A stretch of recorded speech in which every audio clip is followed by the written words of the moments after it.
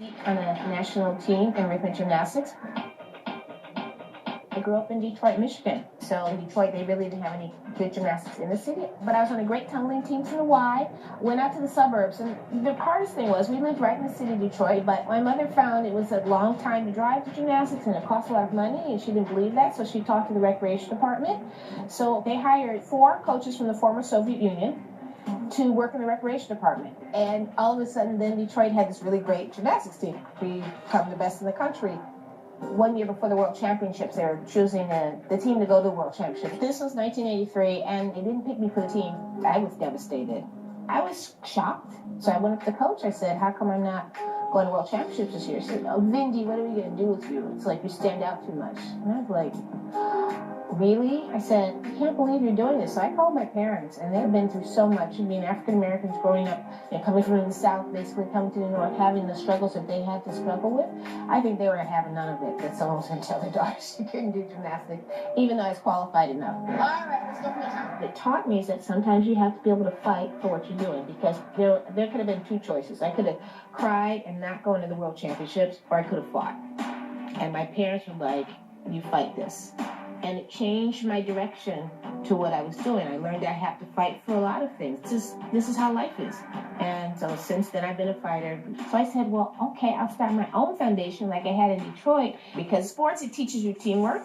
Especially for my girls, it's so critical, because girls tend to drop out of sports when they get to be about 13 or 14, but you have to give it, because you have to have a strong body image, you have to know how to operate your body, and you have to have confidence. All my kids, I just want to give them confidence. I want them to feel good about themselves.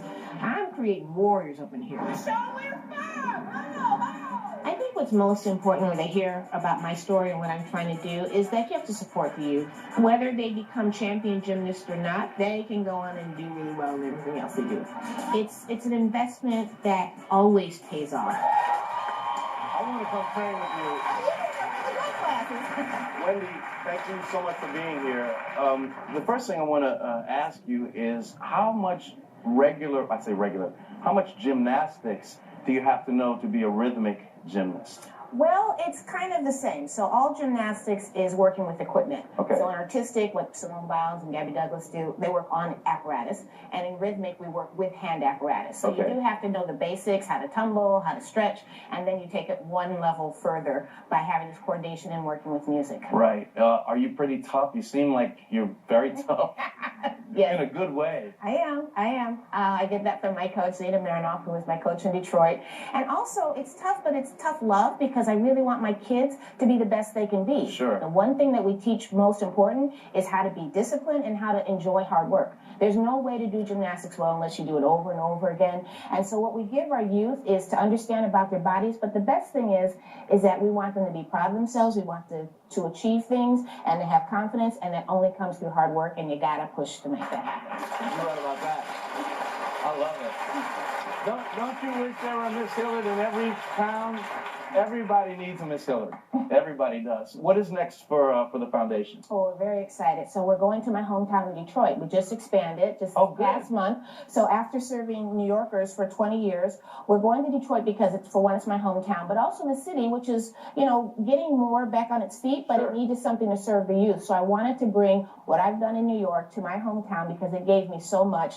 So we have our opening in Detroit where we have kids there. We're doing a fundraiser in a couple weeks here in New York. And so what I do is I have my community programs in the inner city so kids can walk to practice. We have a partnership with the Harlem Children's Zone. My kids can walk from school to gymnastics in Detroit or right in the city because we wanted it to be accessible to everyone. That's so smart to think about that ahead of time because the mother and father are both maybe working. So that's kudos to you for setting that up. And I think we have some young performers that may be able to show us a few things. We do.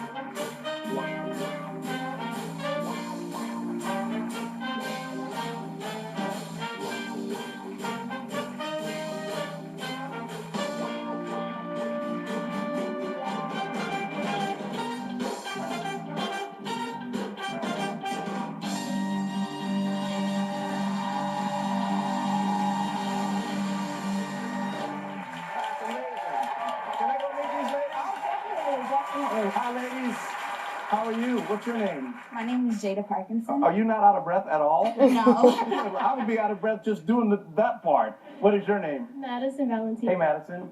Astelo. Hello, nice to meet you. Ida. Hi. Yvonne. Hi. So, first of all, you girls are incredible, and you look like you've worked so hard to achieve that. Is that a difficult routine, do you think? It was at least from what we do on a regular. Yeah. And you think Coach Hillard's pretty tough, or is she pretty easy on y'all? It's pretty tough. I think that's great. I'm gonna come over here. Sure. What would be the most difficult thing of that routine that you did? The smiling was hard. The smiling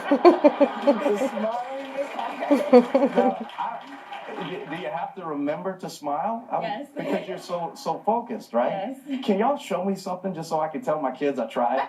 Sure. None of that stuff. I don't want to know any of Oh, that yeah, stuff. you gotta try Yeah. the ribbon. Could I try? You can try the Now, ribbon. is all the ribbons are the same length? They are the same length, and this is just the basic technique of learning how to do spirals. It's like making a roof.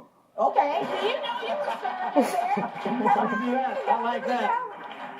Yeah.